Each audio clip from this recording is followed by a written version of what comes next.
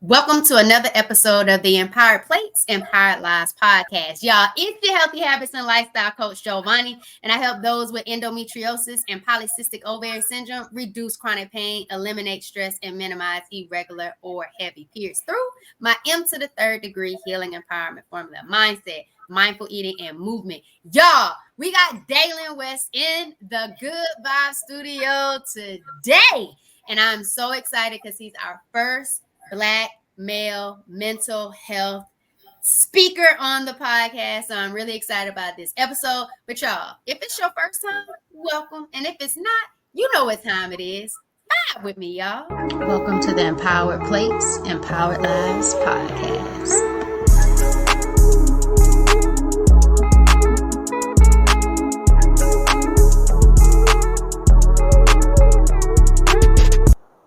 Yo, welcome to another episode of the Empowered Plates, Empowered Lives podcast. I am thrilled to have with us Daylan West, a 29-year-old author, real estate investor, and mental health advocate. Y'all, from Oakland, California. Y'all, Daylan's journey into mindfulness and personal development has not only transformed his life, but also inspired many others through his work, including the creation of the Day2Day Journal and his Black Men's Health is Wellness events. Y'all, today, Daylan will share his insights on how to start or enhance your mental health journey, the power of mindfulness practices like journaling and visualization, and the importance of embracing a positive mindset. Y'all, get ready for an empowering conversation that will motivate you to take actionable steps towards a more balanced and fulfilling life. Mr. West is in the building. How you feeling, Daylan? I'm feeling amazing. I appreciate that intro. Thank you. I'm honored. It's a pleasure to be on the podcast, and I can't wait to have this conversation with you. So, man, first of all, Daylan, let's talk about this Day2Day Journal. Is there a reason why you chose day, even though that's the first three letters of your name? That was the first thing I wanted to start off with. Like, why was it the Day2Day Journal? And you, Daylan? Yeah, I think that's the easy answer. It just goes hand in hand. I wanted to make it something that had to do with me. But on the other spectrum, I think about a lot of what you can do in a day. I think a lot of times people underestimate the value of of winning a day, and so the message or the meaning behind day to day is just to really win days, to really put your most effort, to be as positive, to have the best mindset every day, and then it turns to winning weeks, and it turns to winning months, and winning years, and then your whole life becomes synonymous with winning just a day. And so that's kind of what day to day means, is just getting 1% better each day and constant improvement. So that's day to day.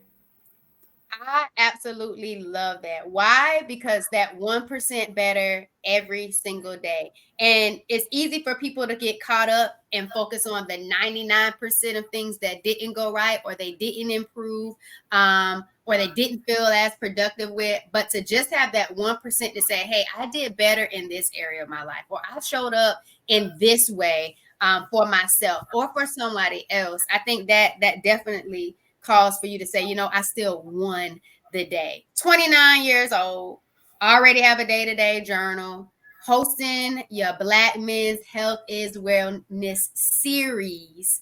What really got you inspired to even start on this mental health journey? And how has it allowed you to even get to a point where you created the journal?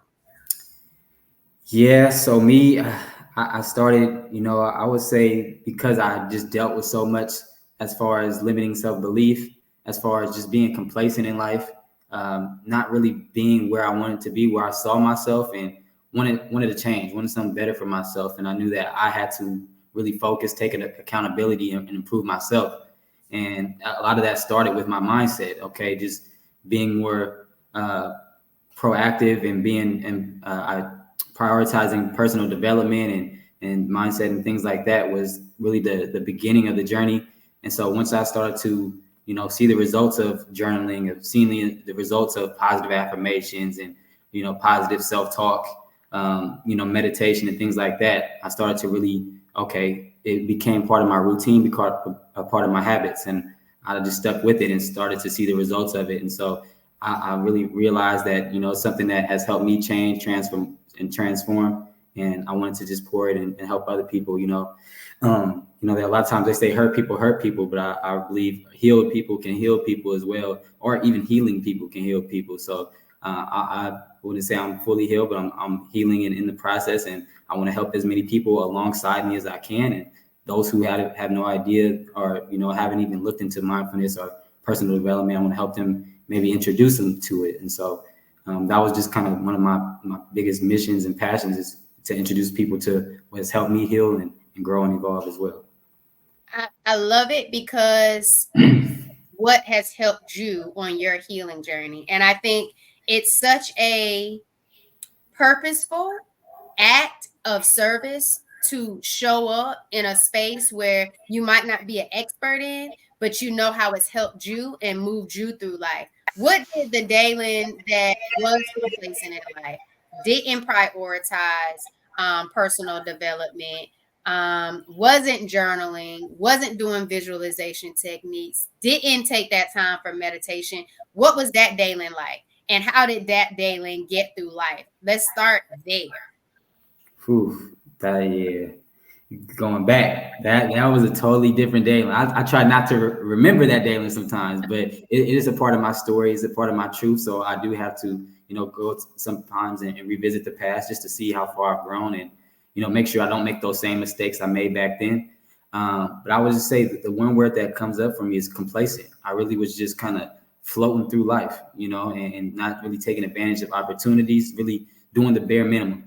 I was more than capable to succeed in school and education, but I didn't. If I could do the bare minimum and pass, that's what I was going to do. I was going to be a C, maybe D plus, whatever, the bare minimum to get by. And, that showed up in my results. I didn't get into any colleges that I wanted to, or colleges at all. I ended up going to City College and didn't do well there. The same habits, came with me. I didn't change much.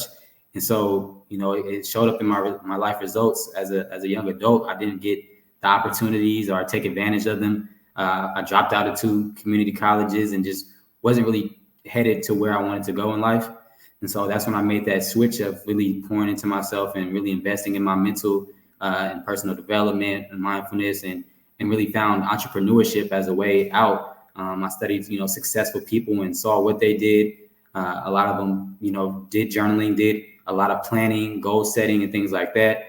A lot of them I also did meditation and, mindfulness, and just found time for stillness to really visit and pay attention to their thoughts, self-awareness, and then also really heavy into personal development and, invested in reading and podcasts and taking courses and mentorships and all that type of stuff. And I've gotten involved in all of the above of those. And that's really what got me from where I used to be to where I am now. Is just a total shift in my mindset, my makeup, how I moved it throughout the world. And so, yeah, that Daylan didn't really care about my future as much. I just wanted to, have a good time, get by, and kind of live my life versus really investing in what the future looked like for myself. I appreciate you taking that moment to see how far you've grown, and share that part of your story with us. Talk to the people, Daylan, that are complacent right now in life, not winning every single day, not really valuing personal development, settling for the bare minimum.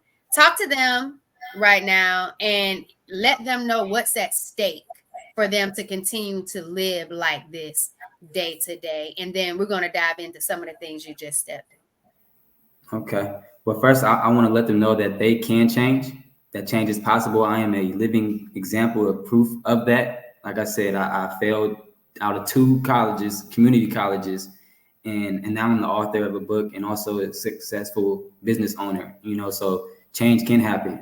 And it's something that you have to be intentional about. You have to decide that this is what you want. You have to be willing to be uncomfortable. You will have to be willing to take risk and challenge yourself. And so it's not easy. It is work, but it is also worth it. And so, I would say that just to give them a positive outlook, that it is something that they can do. But as far as what's at stake is your future. I think it's your purpose, your potential, your assignment, your mission, all that stuff that comes with it is at stake when you decide to not grow, to not evolve, to not push yourself. A lot of that stuff that we really want in life requires some effort, a lot of effort, really.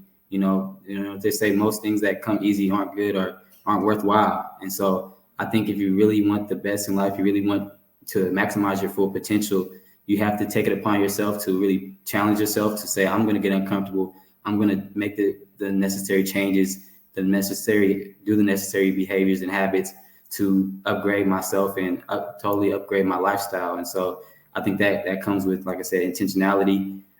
It's going to be uncomfortable. It's going to be a shift, but that's how you know you're growing. It's like a seed or anything that gets birth or anything that grows. It's going to go through a painful process, like a caterpillar to a butterfly and things like that. And so we kind of have to go have that same mindset of, all right, it's going to be a little difficult at first, but it's definitely going to be worth it at the end when you're able to do what you want to do and become who you're destined to be and all that stuff. So long story short, your future is at stake, your potential, your destiny and all that stuff. So it's up to you.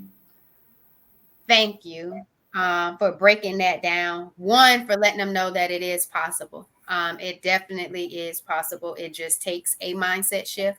I love that you said your future is at stake. Your purpose is at stake. Your potential is at stake. Those things are more valuable than anything that money could buy. And those things you could have every single day. It's within your reach only if you started to be intentional about being intentional. You were mindful of yourself. Your mental health is a place that you value, you pour into, you invest in, you build up, you continue to get those reps in. But most importantly, I love that you said you have to be willing to take risk in the discomfort. I had a senior quote, and it was, nothing worth having is easy. And that's kind of what you were saying. And for me, it's like things that matter most is not going to come easy for you.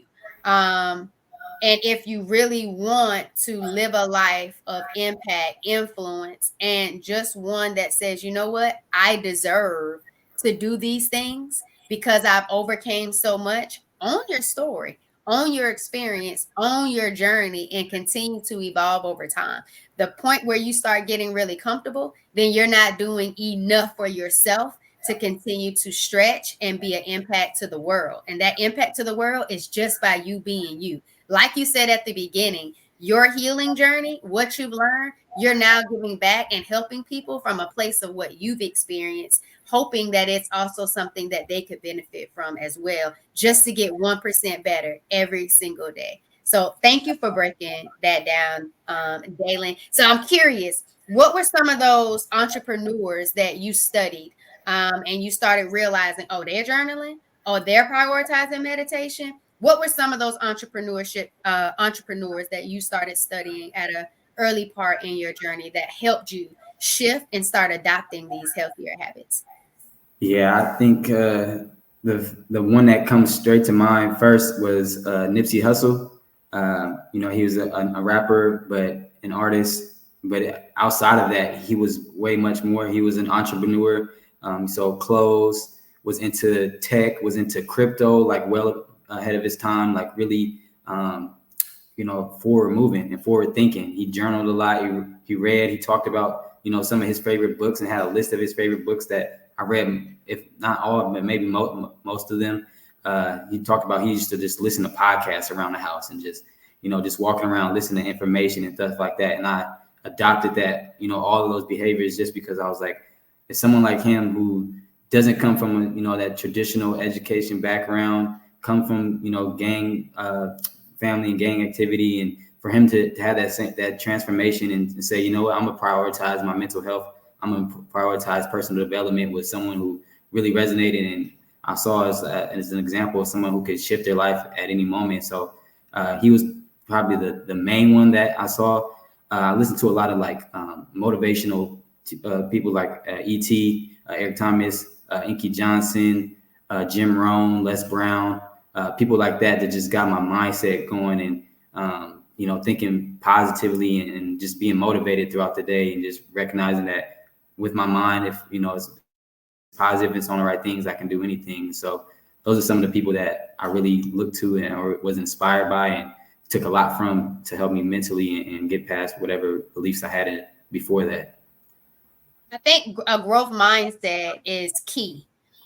Because if you weren't open and willing to grow in whatever area in your life and you wanted to see that change, listening to Eric Thomas, listening to Inky, listening to Les Brown, listening to Nipsey, you wouldn't be able to receive those things. It would just be words. It would just be something plain.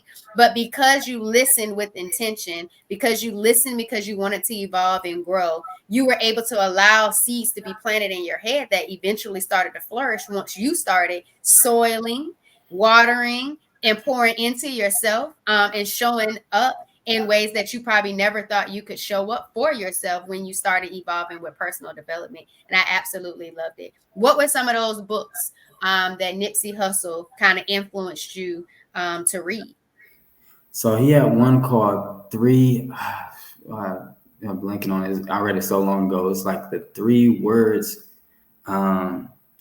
It had to do something with three, but it was definitely a mindset book that kind of just helped you recognize mindfulness and self-awareness and things like that. Another one was called The Way of the Superior Man, which is just kind of learning how to step into your power as a man and, work with the power and not let it, work you. That was a very good book. Think and Grow Rich, A Black Choice. It was similar to Think and Grow Rich, but, instead of some of the white, entrepreneurs and things like that, business people, it was Black stories and, Black entrepreneurs and Black business people. And it was more relatable for me. And so that was a good one to read. I think those are the 2 biggest ones that I really are the 3 biggest ones that I kind of took away. And he wrote a book I had a book by Ash Cash by him that just talked about different stories that Nipsey went through and things like that. That was helpful as well. So those are some of the books I got from him. I like it. So you mentioned that mindfulness practices like yoga, journaling, meditation, they all helped you gain self-awareness and clarity. How did these practices transform your life in regards to what life looks like for Daylan today? And what role did they play in overcoming feelings of complacency, since that's one of your big words? Yeah, I would say just to like that word awareness has been so big just because of those practices. I remember the first time doing yoga. One of my friends worked at this gym that had yoga sessions, and he invited me. I was like, I don't really know if yoga is my thing. I don't know if the stretching and the whatever they got going on. It just didn't feel like it was for me. Yeah.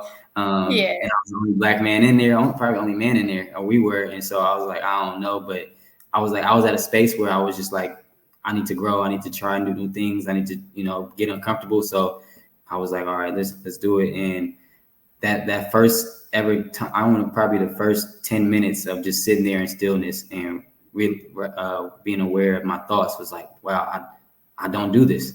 Like it just felt so different. And through that, I remember just being able to solve a small problem in my life just by being aware for that just a small amount of time. And I was like, okay, this is something I need to continue to do, because it's not only bringing awareness, it's answering questions that I've needed to have answers for a while that have been, causing a little bit of stress or been having blockages in my life.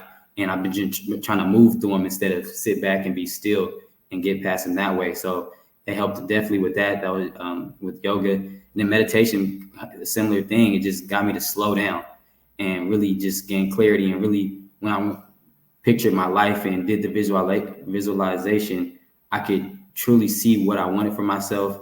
I could see the path that I feel God has for me. And I was able to like really write it down and see it clearly and, write down my goals and plans, because I meditated on them for so long, and it's become a practice I do every morning before I go to bed. And so, like I said, it's just giving me a clear mind.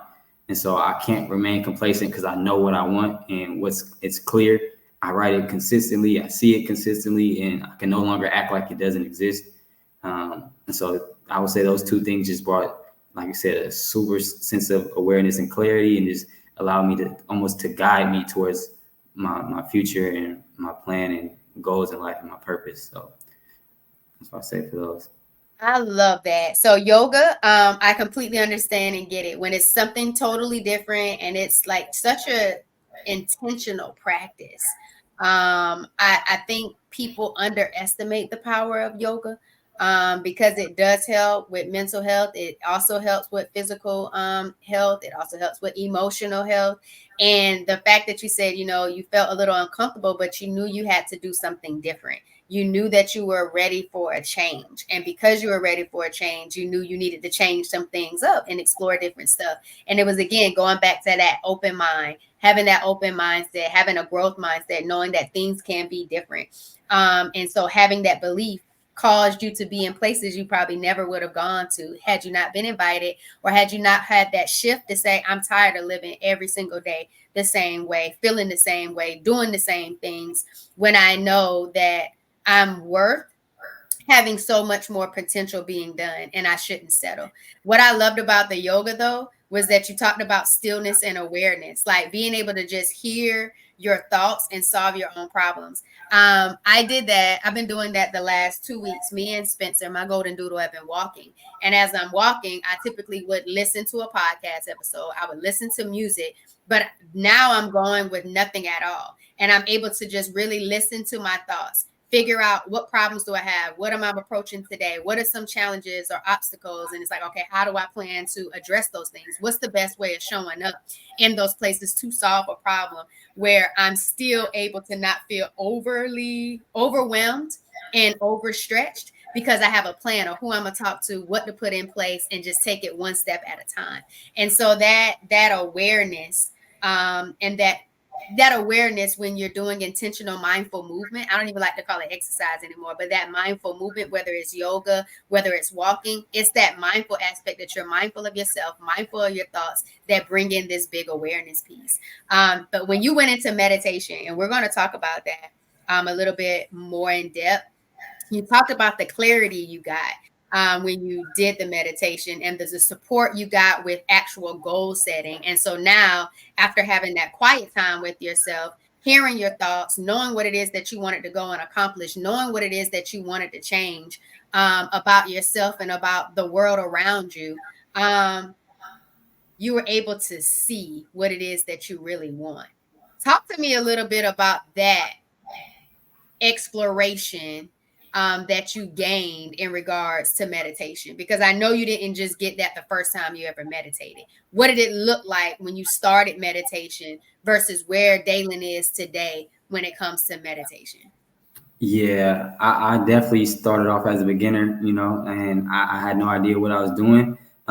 So one of the things that I did, and I recommend to people when they ask me like how to get started with it, because some people feel like I don't get anything from it. They say like they just sit and close their eyes, and when they open their eyes, it's like nothing changed. I think one thing that helped for me was guided meditation.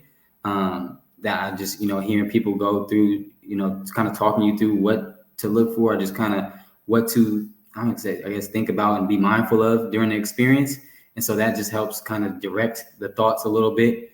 So I did the guided meditations for a long time before really going to it myself and just kind of putting on some sounds, or I put on some frequencies or something like that, and just kind of go in my own zone. So it took a while to get there.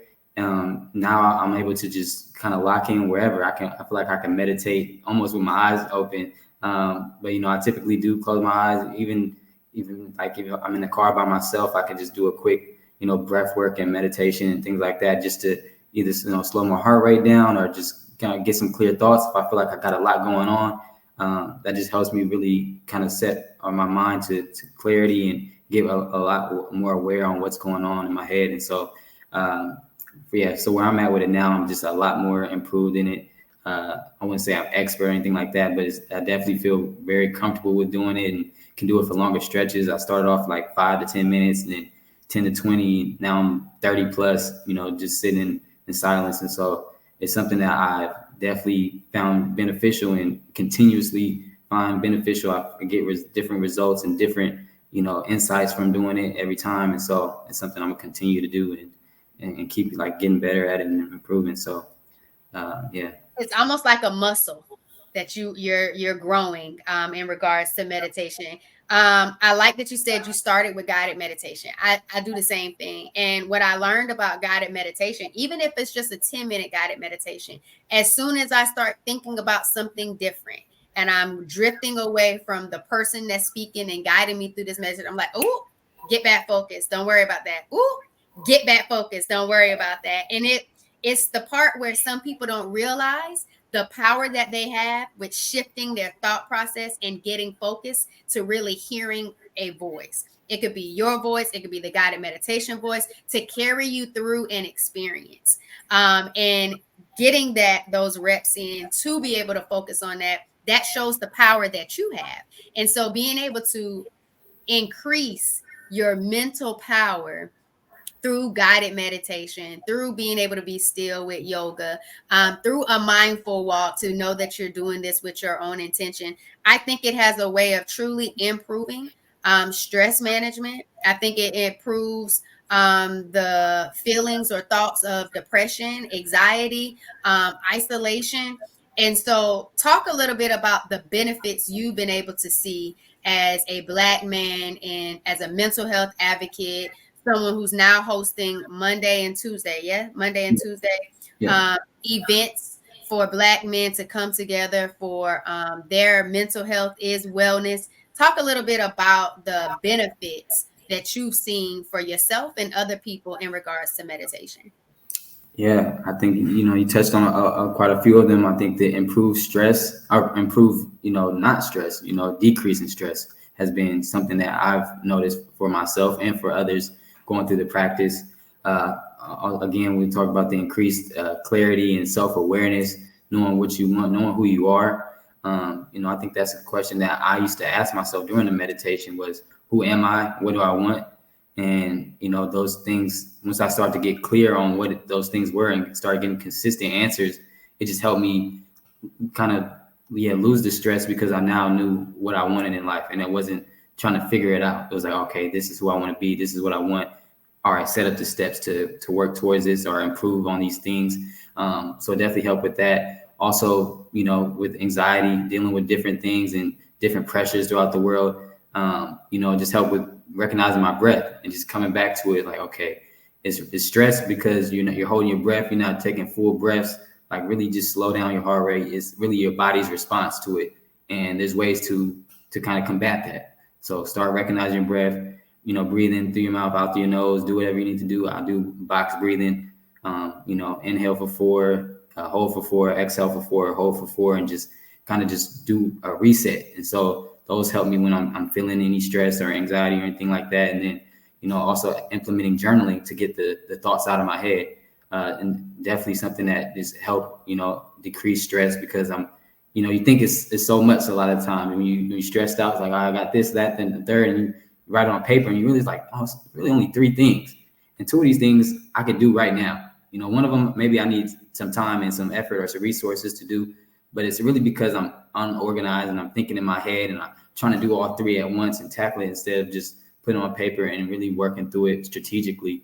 And so those are a lot of the things that have helped me, and I've, helped others with decreasing stress. It's like working through those practices, write it down, monitor your breathing, sit in silence for a second, really analyze what do you want, who do you want to be, what do you need in this moment, and kind of go from there. And so it's just kind of bringing those things to awareness, and then having the tools and capabilities to kind of move through them. So that's what helped me, and I hope it has helped others too. I love it. I love it. And what I really like about it is the questioning that you provide yourself through meditation, that who am I? And a lot of times when people ask you, well, who are you?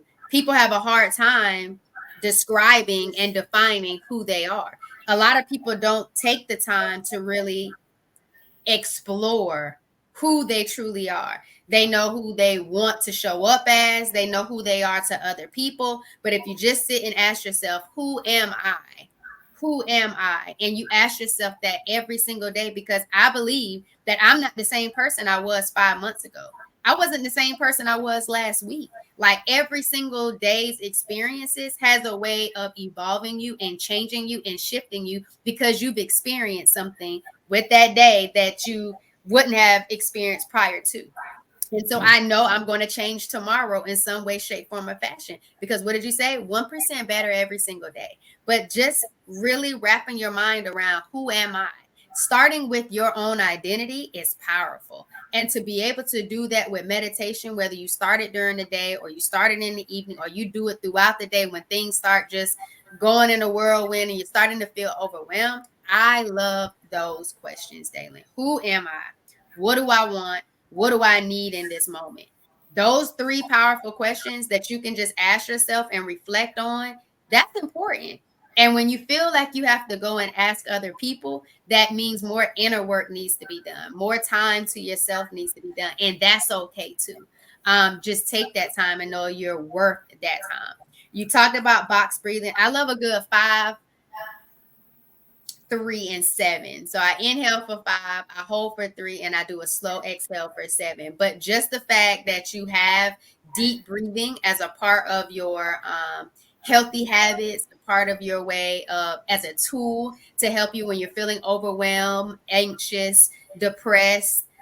It's powerful. Like I've even done it for my students when they're starting to feel all over the place. And I need you to do some deep breathing, get calm, because it really helps to get your central nervous system engaged with what all you have going on. And the power of breath work is just sometimes, again, I think is underestimated for certain people. And it's just like, even for those of us with endometriosis, polycystic ovarian syndrome, fibroids, when it comes to chronic pain, even deep breathing helps with reducing the pain that you're feeling because it slows things down for you and you're able to relax your muscles. You're getting your blood to flow. And so I just want to make sure I say a little something to my target audience in the event that you feel like this isn't resonating with you, when it all should be applying to you. Every single thing that Daylan has been talking about thus far in regards to mindset and mental health and his journey to adopting healthy habits and lifestyle changes, that breath work is essential. That yoga is essential. That mindset shift is essential to your thoughts, feelings, and beliefs of who you are. And if you don't know who you are, take that time to figure that out. You talked about journaling, Daylan. Your day-to-day journal is designed with actionable exercises for habit forming. How has journaling helped you and others create clarity and structure in your life? And what are some key prompts that you recommend for those just starting out with a journaling practice? Yes, journaling has been such a help for me. Probably one of the biggest helps for me on my journey. It just allowed me to really get to know myself on a level that I didn't before. I never explored myself to that extent.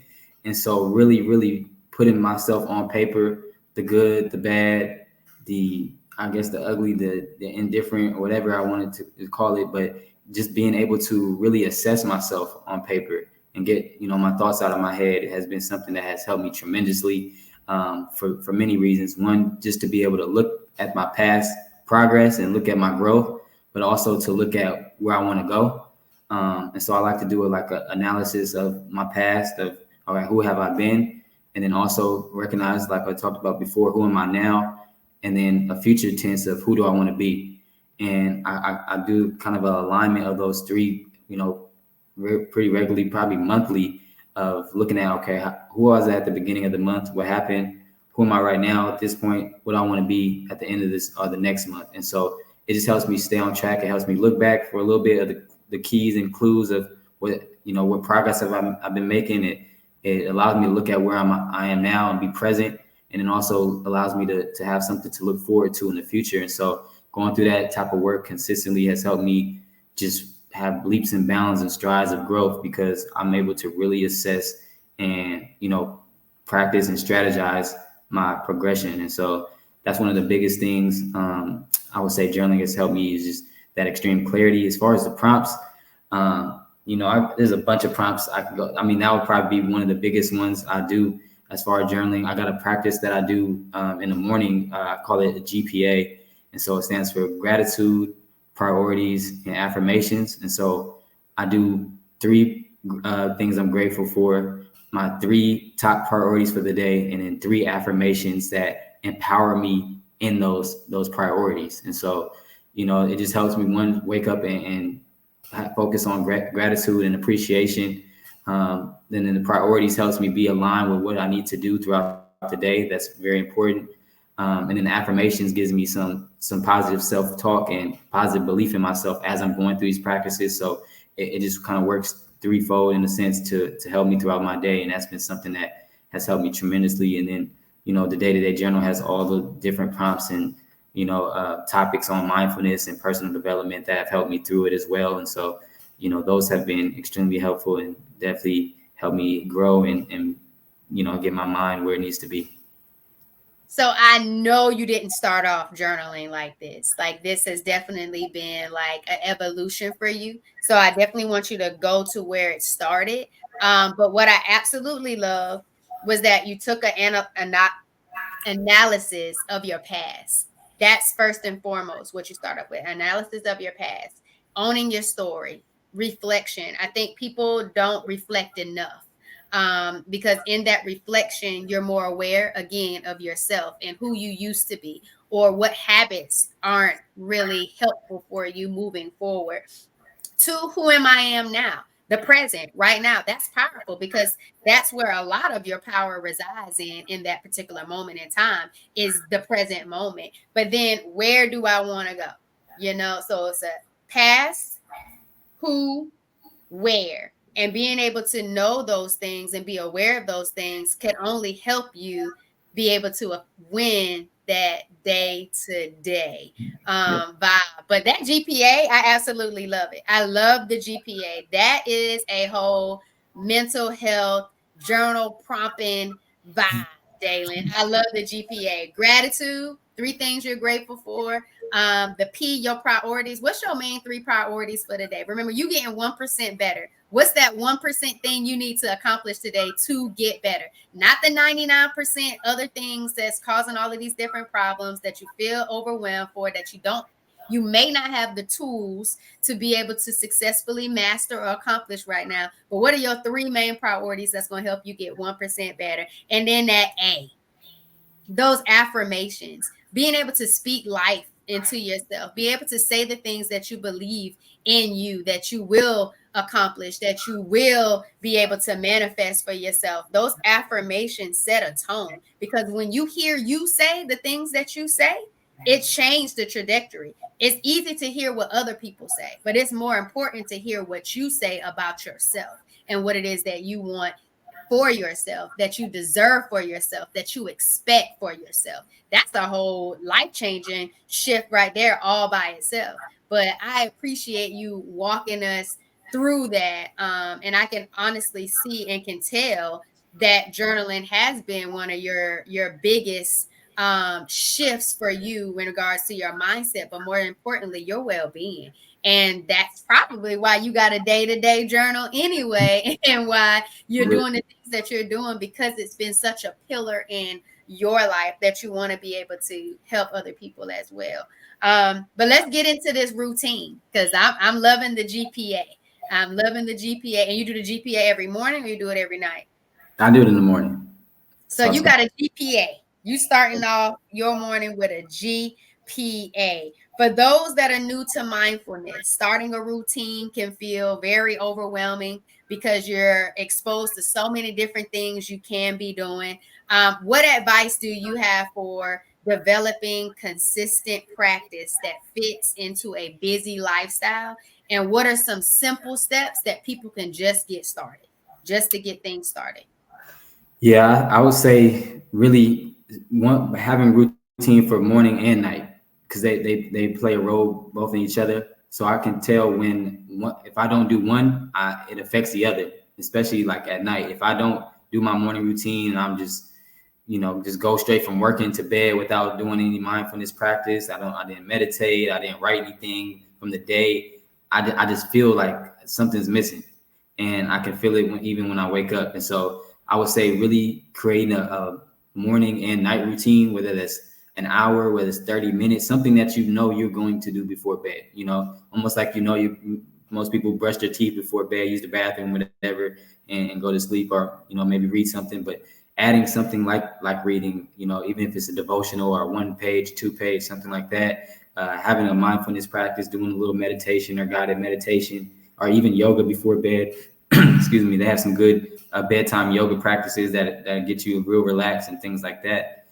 There's certain breath works. There's another breath work that I do, 4, 7, 8. So inhale for 4, hold for 7, and then exhale for 8. That is good for relaxation and getting your mind, your body relaxed for bed. And so I would say just finding some of those practices and making it just a constant thing that you do as far as your routine, to really just maximize your days and your morning, your days and your nights, just putting those together. And so, I do that, some of those routine or some of those actions before bed and in the morning that have helped me tremendously with just keeping my habits and my routine together. And I would encourage people to kind of start with those. Thank you for that. Thank you for that. So I love it. First and foremost, have a routine for your morning and your night. You create it. And just start with one thing. One thing in the morning. Start with one thing you're going to do at night, and just be consistent with that. Be consistent with that. Do that for about a week, maybe 2 weeks. And then, maybe do it for a month. And then when you feel ready to add something else to that routine, add something that you believe will be beneficial, something that you feel led to do, something that you say, you know what, I want to grow in this area. Or now that I'm spending this time adopting this new habit, this new routine, there's something else I feel like I'm more aware of that I want to change. I want to shift. So I'm going to lean into that. Really make it intentional for you, not what other people think that you need to do, not what other things you've seen other people experience, and now you just want to try it because somebody else try it. Do it based on what you've become aware of for yourself, that you want to see the shift in, you want to see that evolution in for you. I like that you said something you can do. Don't make it something too hard and complicated that you aren't able to do the next day and the day after that and the day after that. And so I like that you kept it simple and also told people to start where they are. Start with where you are with something. If that's just reading a devotional, if that's reading 2 pages of a certain book, if that is doing some deep breathing, if that is, I'm gonna do this 10-minute devotional every single morning, guided meditation every single morning, then do that. If it's, I'm gonna do my 4, 7, and 8 because I heard Daylan told me to do a 4, 7, and 8 at night so I can relax. I'm a 4, 7, and 8 and then say my prayers possibly and go to sleep. I'm doing 4, 7, and 8 every single night. Like, even if you have to set an alarm for that thing, find something that you can do every single day in the morning or night so you can see how you show up for you. And that's most important. Show up for you first at night, show up for you again in the evening so you know that you were with you all throughout the day. I think sometimes we get a little caught up on wanting all these other people to be there for you, be with you. But you got to be able to love and appreciate the fact that you're still with you every single day. And so I like that morning and evening routine that you kind of broke down a little bit there, Daylan. So you said, and you wanted to help others. So let's talk about these others. All right. So you hosted your first Black Men's Health is Wellness event when we first started talking, but now you've done it a few more times, which you believe has been a huge success. One, because guess what? It wasn't just Daylan that showed up to the event. You had other people that were actually there that can go through this experience that you coordinated. So what did you learn from that experience, and how do you plan to empower even more people through future events? Yeah, I've been learning a lot through them. So I did my second one yesterday, and it was a great turnout. Some new faces, some familiar faces, some somewhat familiar faces that I've kind of seen. So just a mixed crowd. But one of the major takeaways is that it's not only wanted, it's needed. Not only is there a desire for it, I can tell that they're super interested and really engaged with the work. I'm put like a 5-minute timer on to go through some prompts and have them write. And they are writing, these Black men writing out all this stuff and really putting on paper to the point where I didn't want to, cut them off because I'm like, man, there's some value in it. So I let it kept running a little bit longer than 5 minutes just because I wanted them to really express themselves and get into that habit of it. So it's something that I'm really excited for, and just to see them really doing the work and seeing, a lot of the benefits of it. I have a lot of people who came back from the first event, the second one, and really, came back with the journals and really engaged with the work. And so it's something that I can see growing and developing. And I think that, again, it's something that is needed, especially as Black men, because we just hang on to so much stress. We tend to suffer in silence and really don't express ourselves, either on paper or let alone out loud. And so I have them, group up and have group dialogue. And even in that session, you could see them just unloading a lot of the stuff they're dealing with, the challenges, the struggles, the vulnerabilities that they most likely don't ever share with anyone else.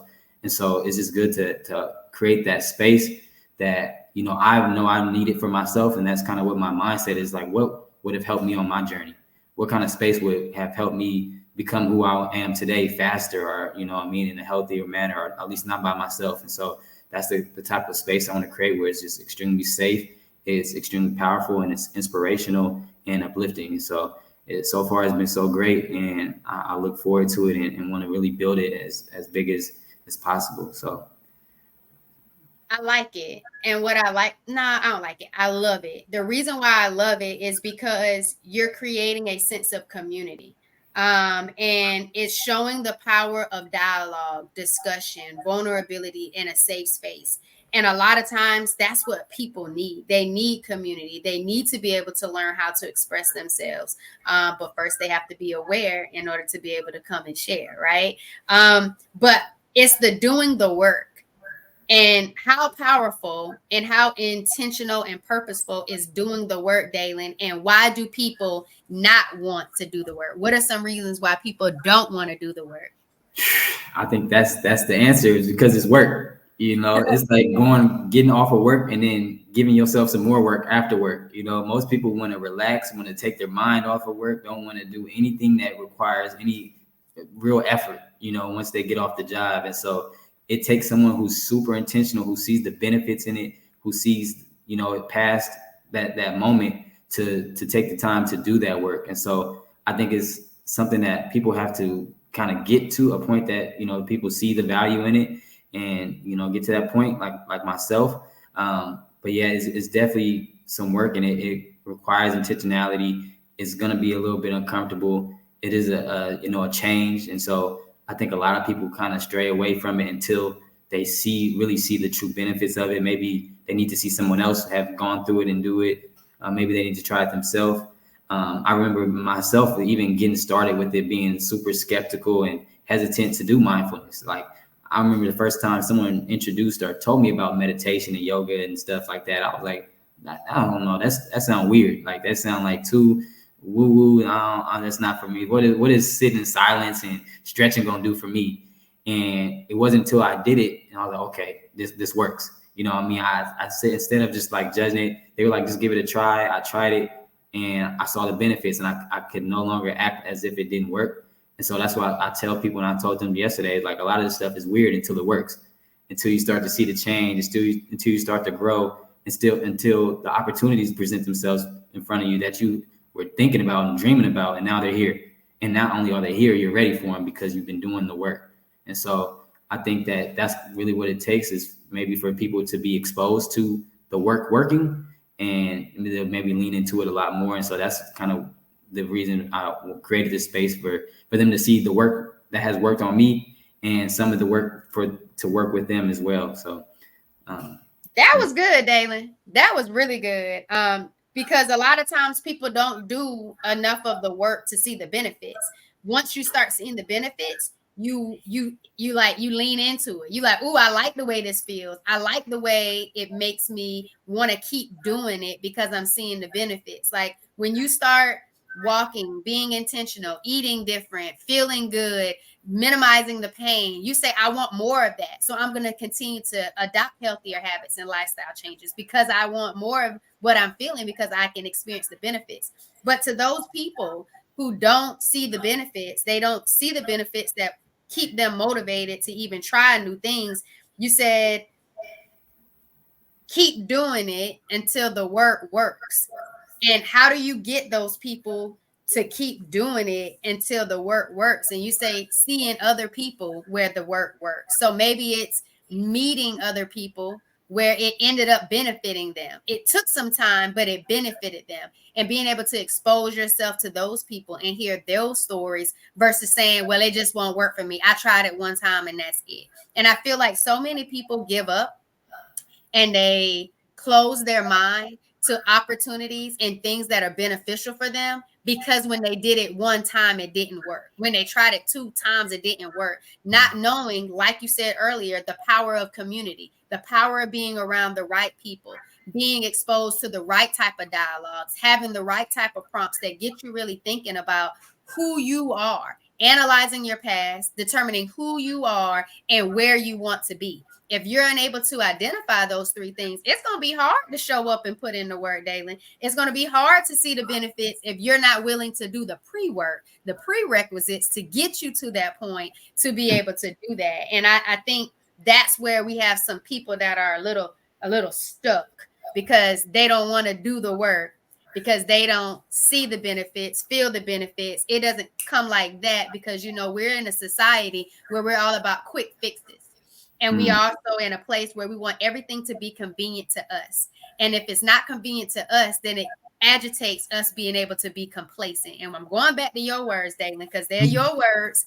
And you said, I was tired of being complacent. I was tired of doing the same thing, allowing the day to go day by day, not doing anything, not winning, not progressing, and settling for nothing much but a regular schmegular day. Right, Daylan? Yeah, I want to touch on something too, like that powerful point of delayed gratification. I think that that's something that is extremely necessary for going through the work and doing the work, is because it's not going to change overnight. It's not going to change in a day, may not change in a week or a month. It may take longer than that. It may take a year or so, like no telling. And I think that's really where a lot of the meaning behind day-to-day comes from, is to really recognize again that you can do a lot with a day. You can win a day. You can get better in a day. You can improve 1% better in a day. And those days start stacking up to the point where it becomes who you are. And then you start to consistently see the results of the work because you are the work. And so I think that Daylan, don't go too fast over there. You are the what? You are the work. You are the work. So while you're sitting for something to work for you, you're the one that has to work it. You are the work that you're looking for, that you're seeking, that's going to help you change and shift. So you are the work. You can't sit back and think that this healing modality, this diet, this habit is going to work for you. You're the one that has to work it. And it might take more than just one day, month, year, 2 years. You got to do the work. And as you do the work and you become the work, you evolve. And that's when you start seeing the benefits. Daylan, don't try to speed over that too fast. I love that you touched on delayed gratification. Your mantra, life is not working against me, it's working for me. That's powerful, right? That's totally powerful. Life is not working against me, it's working for me. How has adopting this mindset changed your approach to challenges? And what advice do you have for listeners who struggle with negative thinking? Yeah, that's one that shows up. I just keep with me at all times, because I never know when I'm going to be challenged in a way where I need to remind myself that things are working for me. Life has a way of just surprising you with challenges. You don't get to know really. It doesn't give you a date of when you're about to be challenged, when your faith is going to be tested, when your life is going to start lifing. It's just, all right, here's your test. Here's your opportunity to face a challenge. Are you ready?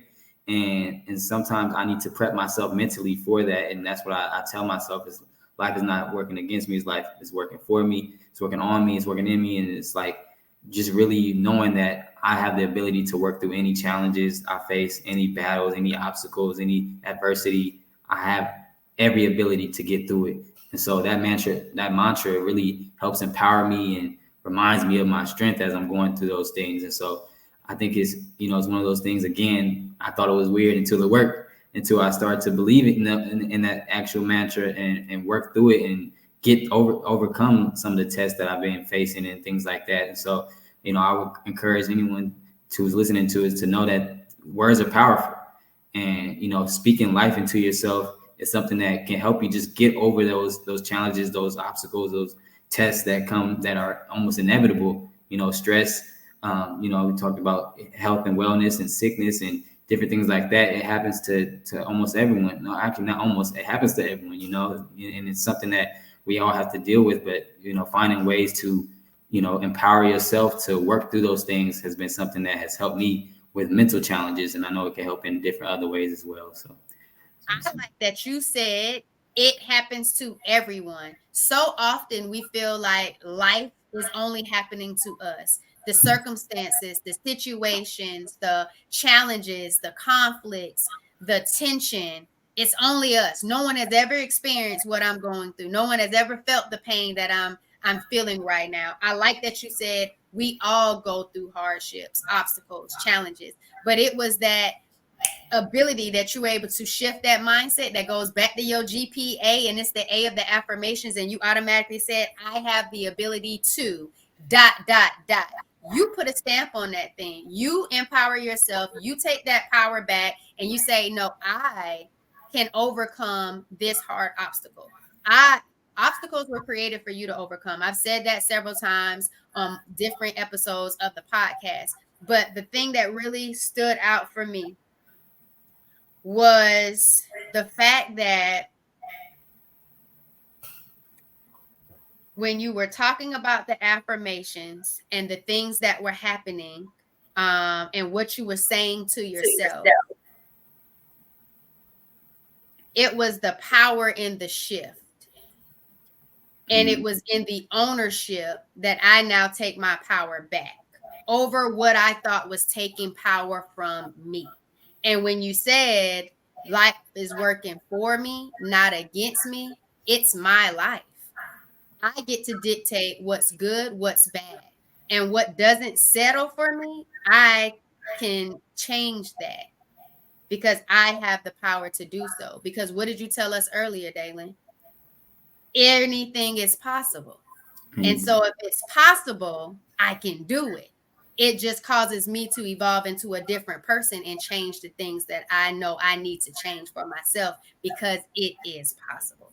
And so I thank you for breaking that down, because it's necessary. So entrepreneur, yes, real estate investor, author, you kind of juggle multiple roles. Now you got a community that you're building, you're pouring into, you're helping people heal. Other Black men, you're letting them know that wellness should be prioritized and valued. You're allowing them to have these dialogues, even when they're skeptical. You're allowing them to do the work because they are the work, that they are just really flourishing. So how do you maintain balance between your professional life and your mental well-being, and what practices do you rely on to stay absolutely grounded, David? Yeah, that's been one of the questions I've been having to ask myself. Like, I wouldn't even lie to you and tell you I have balance right now in my life. It's a lot going on. It's a lot of adjustments, a lot of changes that just moved and things like that. And so balancing, multiple things as far as work as well, and then building community has been a learning process. I'm still adjusting to it as well, and so I'm still continuing to do my practices, but it's something that has caused a shift. It's been a week or so, so I'm just changing my routines. It's been shifting a lot and adjusting those, and different ways that I was working throughout the day have shifted, and different priorities have moved all over the place. And so I'm really working in that space right now of, recalibrating my whole schedule and life and lifestyle. So it's definitely a work in progress.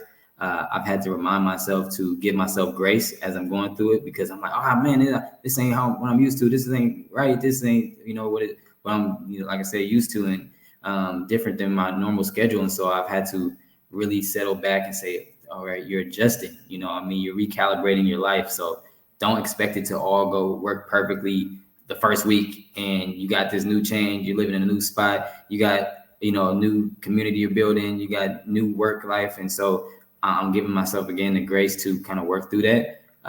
But I would say what's keeping me balanced is having those morning and night routines. It's like keeping me sane through it all, because I just feel like once I wake up and my mind is racing, I got so much stuff to do, and I had to remind myself, do your mindfulness and give to yourself first, pour into yourself before you start to just pour into work. And that helps me, you know, really start off a little bit more grounded before stepping into the world and going full throttle. Because when I get to work, I'm working, you know, and I want to make sure that I'm pouring in 100%. And so by doing my practices, it helps me show up to my best ability and, you know, find the balance, even if it's been difficult. So I hope that answered.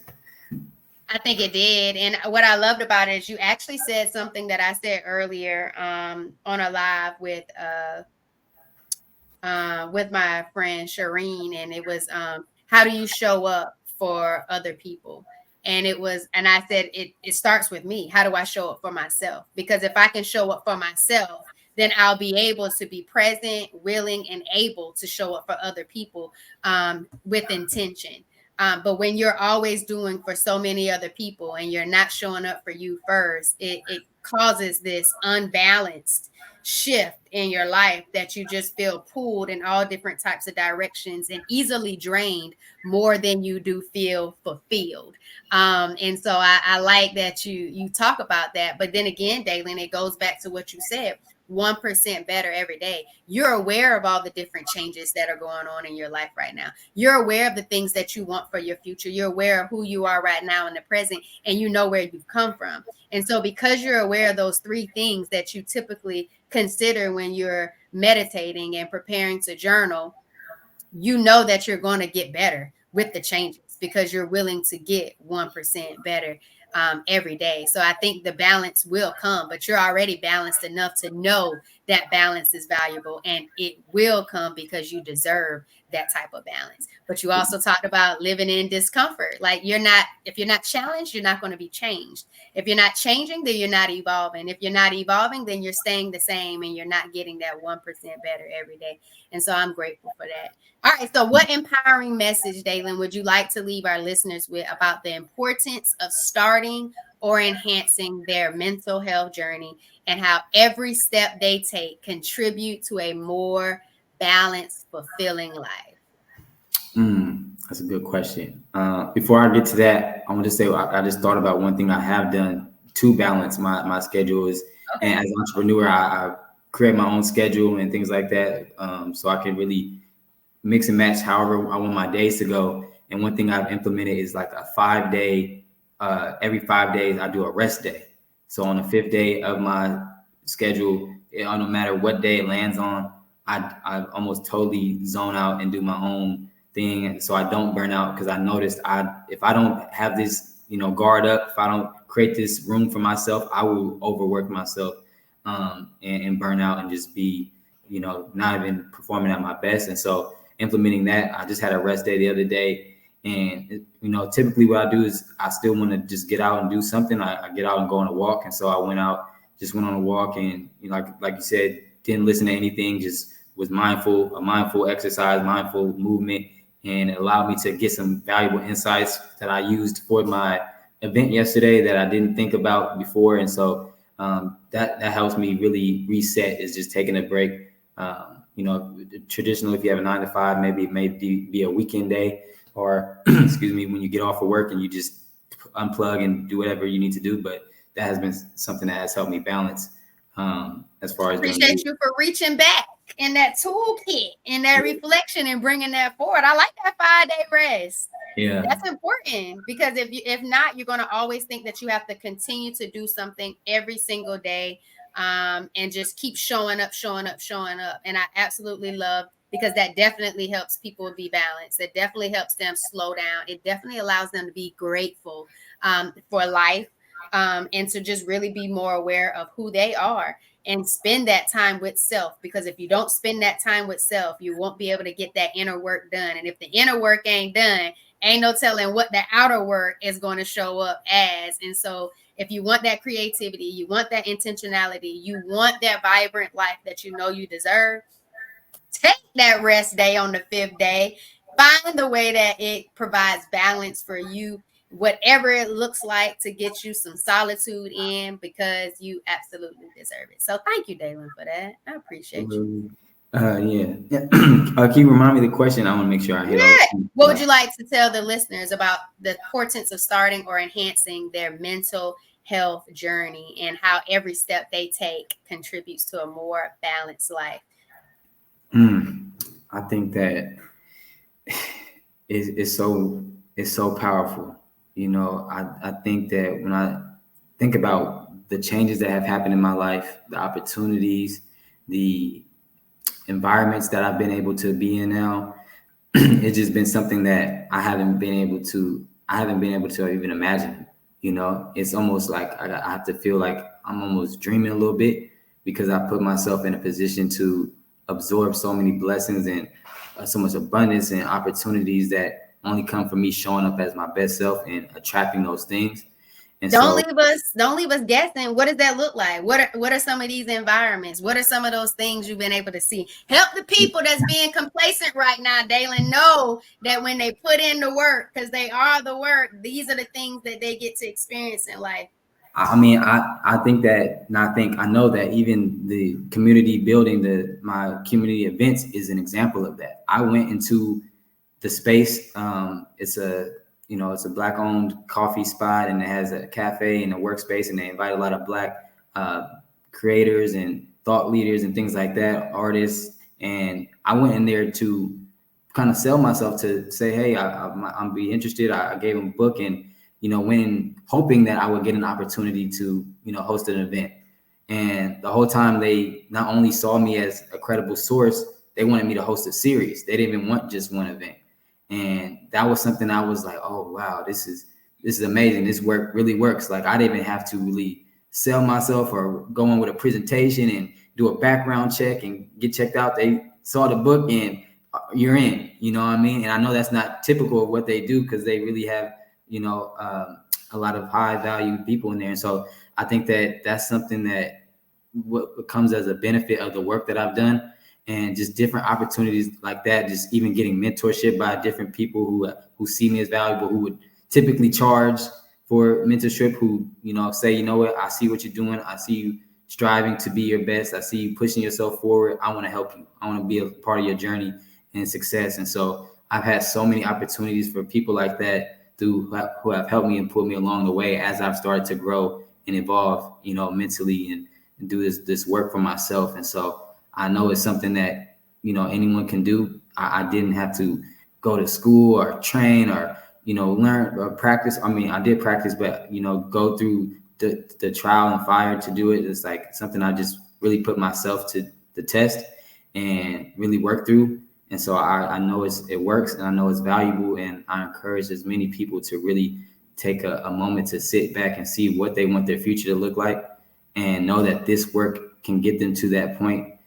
Just being aware of it, being mindful, removing stress. One of the things I say, like, with remove stress, increase success, and with increased stress, decreases success. And so I think about, all this work is really working to increase the stress, so I can have the success, which ultimately is fulfillment. So ultimately is being my best self and showing up as my best. And so I just believe that we all deserve it. And, we just have to really do the work required to get to it. And, hopefully some of these tools, the journaling, the meditation, the yoga, the writing, just thoughts out, and breath work, help encourage people to do the same, and, get some of the results that they want in life.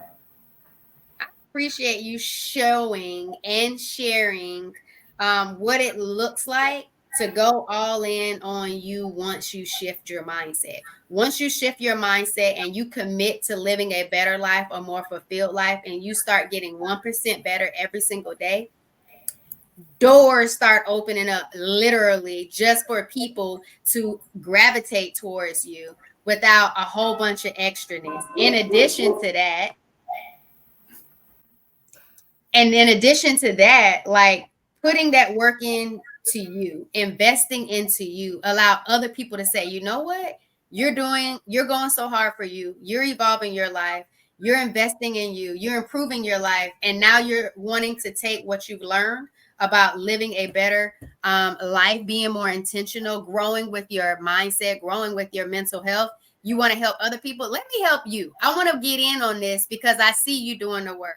I see you going all in on you. I want to invest in you. That mentorship without the price of mentorship is again a testament of what it is that you've been able to do for yourself. And the fact that you didn't want to just keep it to yourself, seeing that you're no longer complacent, seeing that you're no longer just taking life day to day, that you're winning every single day and you're wanting to get 1% better every single day. Other people want to be a part of that journey because they know how beneficial it is to help stuck people start putting in the work because they are the work, because they should see the benefits. They should be able to know that it's worth it. You just got to go for it. And so I'm grateful for that. So last two questions and we'll wrap up this episode.